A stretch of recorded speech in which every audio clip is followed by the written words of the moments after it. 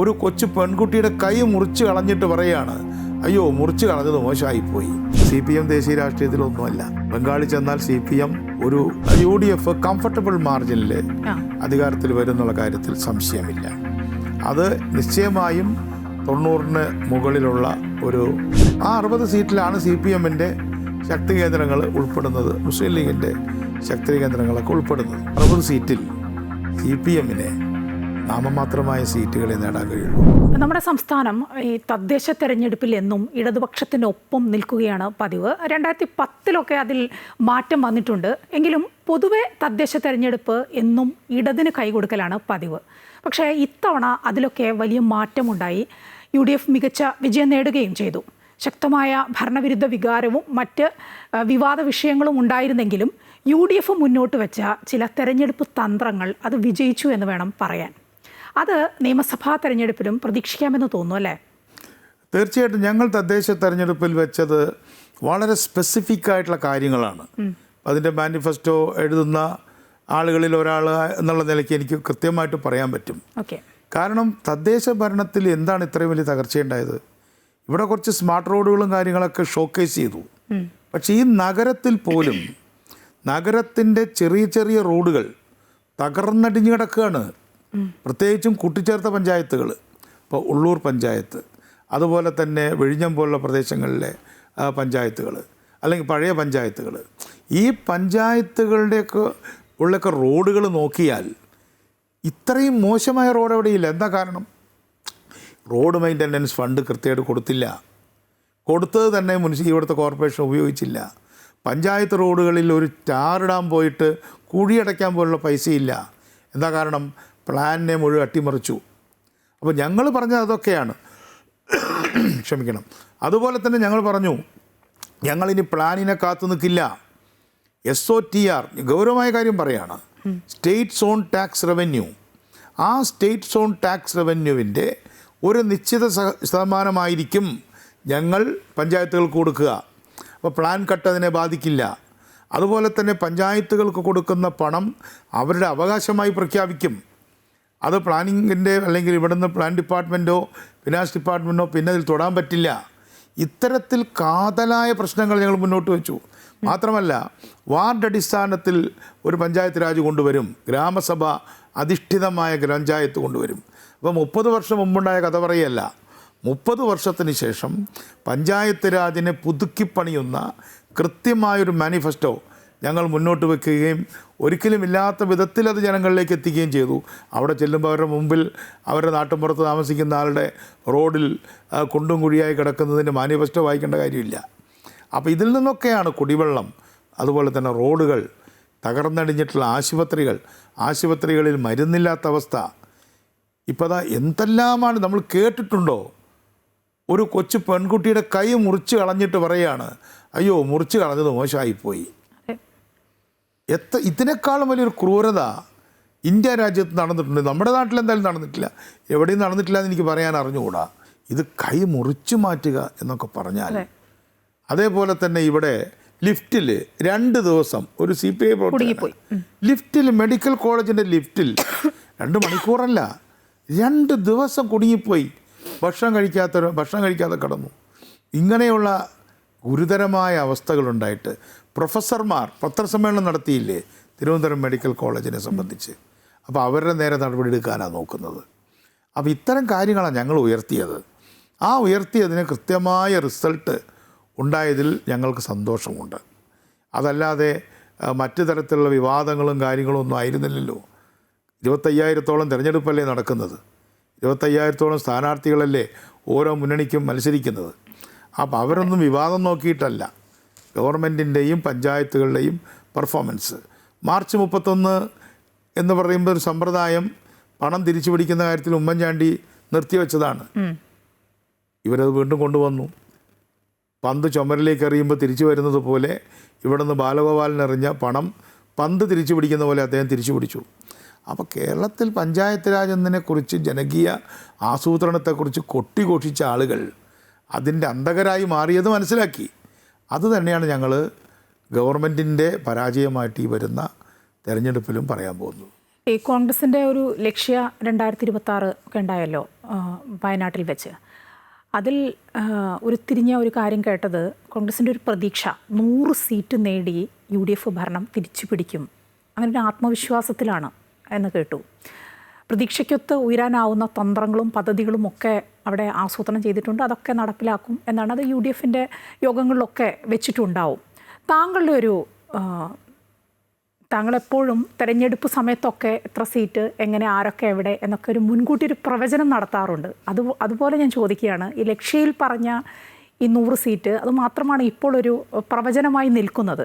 താങ്കളൊരു പ്രവചനം എങ്ങനെയാണ് 2026 UDFന് എങ്ങനെയായിരിക്കും അധികാരത്തിൽ വരിക? ഞാനങ്ങനെ ഒരു പ്രവാചകനൊന്നുമല്ല. അന്ന് നിങ്ങൾ ചോദിച്ച സമയത്ത് ഏതാണ്ട് പറഞ്ഞത് ശരിയായിട്ട് വന്നു.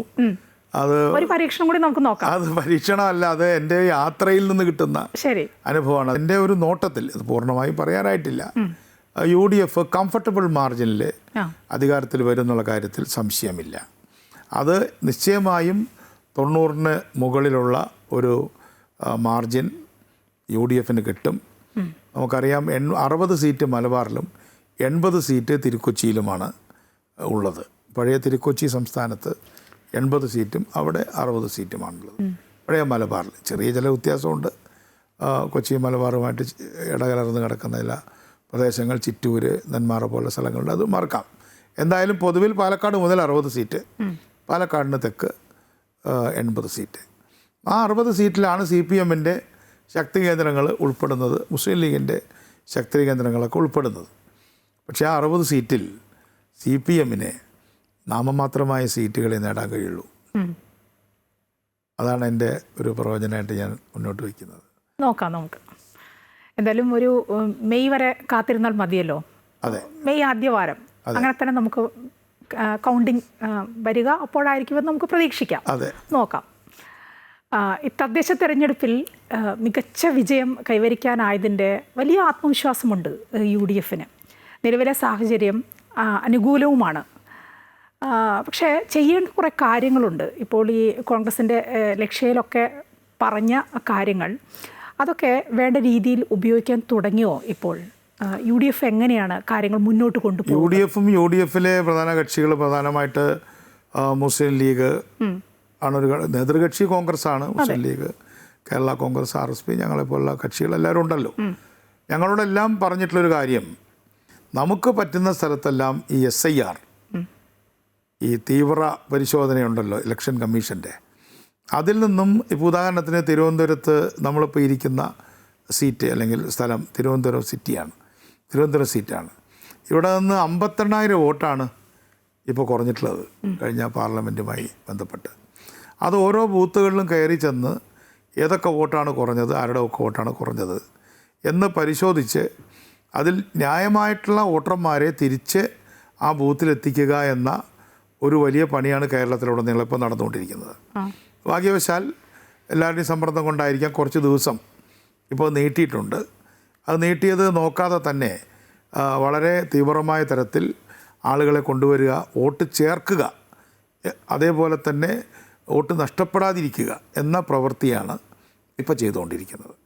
അത് സ്റ്റെപ്പ് ബൈ സ്റ്റെപ്പായിട്ട് വോട്ട് ചേർക്കൽ, പിന്നെ പ്രചരണ പരിപാടികൾ, സ്ഥാനാർത്ഥി, അത് കഴിഞ്ഞാൽ വോട്ട് പിടിക്കൽ, വോട്ട് ചെയ്യിക്കൽ, അങ്ങനെയുള്ള ഘട്ടങ്ങളിലേക്ക് അത് കയറിപ്പോകുമ്പോൾ ഒരു എണ്ണയിട്ട യന്ത്രം പോലെ എന്ന് പറയാറില്ലേ, UDF ഒരു ടീം UDF ആയി പ്രവർത്തിച്ച് അതിനെ ഒരു ഫിനിഷിംഗ് പോയിന്റിലേക്ക് എത്തിക്കും എന്ന ആത്മവിശ്വാസമാണുള്ളത്.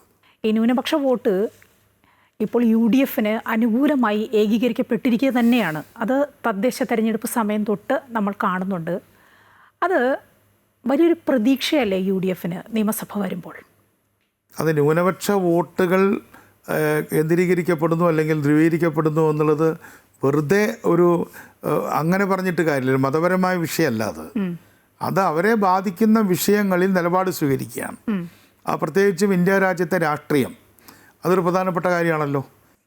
ന്യൂനപക്ഷ വിഭാഗങ്ങളോടൊപ്പം നിൽക്കുക എന്നുള്ളത് നമ്മുടെ ഭരണഘടനാപരമായ ബാധ്യതയാണ്. ആ ബാധ്യത നിറവേറ്റുന്നതിൽ, ഇവിടുത്തെ അത്തരത്തിലുള്ള BJPയുടെ ഭരണം അവസാനിപ്പിക്കുന്നതിൽ കോൺഗ്രസിനും കോൺഗ്രസ് നേതൃത്വം കൊടുക്കുന്ന മുന്നണികൾക്കുമാണ് സാധിക്കുക എന്ന ഒരു തിരിച്ചറിവ് CPMനെ ബുദ്ധിമുട്ടിക്കുന്നുണ്ട്. CPM ദേശീയ രാഷ്ട്രീയത്തിലൊന്നുമല്ല. ബംഗാളിൽ ചെന്നാൽ CPM ഒരു വളരെ ബഹുന്യൂനമായിട്ടുള്ള ഒരു പ്രസ്ഥാനമായിട്ട് മാറി. ഞാൻ CPMനെ അതിൻ്റെ മുഴുവൻ വലുപ്പത്തിലും ബംഗാളിൻ്റെ തെരുവുഗതികളിൽ കണ്ടിട്ടുണ്ട്. ഇപ്പോൾ അടുത്ത് ഞാൻ കൽക്കട്ടയിൽ പോയിരുന്നു. CPM അവിടെ ചർച്ചാ വിഷയമല്ലാതായി. അപ്പോൾ അതുകൊണ്ട് ദേശീയ രാഷ്ട്രീയത്തിൽ CPMനുണ്ടായിട്ടുള്ള തകർച്ച ന്യൂനപക്ഷ വിഭാഗങ്ങൾ പ്രത്യേകിച്ച് നോക്കിക്കാണുന്നുണ്ട്. കാരണം മതേതര വിശ്വാസികൾ നോക്കിക്കാണുന്നുണ്ട്. ഹിന്ദു മതത്തിൽ വിശ്വസിക്കുന്നുള്ളതുകൊണ്ടല്ലല്ലോ, അവർ മതേതര വിശ്വാസികളല്ലേ ഭൂരിപക്ഷ ആളുകളും. നമ്മുടെ ഹിന്ദു മതവിശ്വാസികളെല്ലാം വർഗീയവാദികളാണോ? അവരല്ലേ രാജ്യത്ത് സത്യത്തിൽ മതേതര വിശ്വാസത്തിൻ്റെ ആണിക്കല്ലായിട്ടും നെടുന്തൂണുമായിട്ട് പ്രവർത്തിക്കുന്നത്? അപ്പോൾ അവരെല്ലാം ന്യൂനപക്ഷങ്ങളും മതേതര വിശ്വാസികളും CPMനെ ദേശീയ തലത്തിലെ ഒരു മതേതര ശക്തികളുടെ നേതൃസ്ഥാനത്ത് കാണുന്നില്ല. ശരി, ഏതായാലും ഇനിയിപ്പോൾ തെരഞ്ഞെടുപ്പിന് അധിക സമയമില്ല. നിയമസഭാ തെരഞ്ഞെടുപ്പ് പടിവാതിൽക്കലാണ്.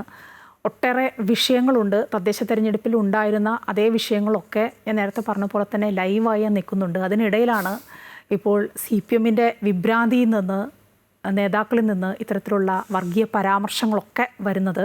ഇതൊക്കെ ഇനിയിപ്പോൾ എങ്ങനെയാണ് പൊതുജനം നോക്കിക്കാണുക എന്ന് നമുക്ക് കണ്ടറിയാം. അതിനിപ്പോൾ അധിക സമയമൊന്നുമില്ല. ഒരു മെയ് മാസം ആയാൽ നമുക്ക് കാര്യങ്ങളിലൊക്കെ ഒരു വ്യക്തത വരും. വളരെയധികം നന്ദി ഇത്ര നേരം ഞങ്ങളോട് സംസാരിച്ചതിന്. വളരെ നന്ദി ക്ഷണിച്ചതിന്.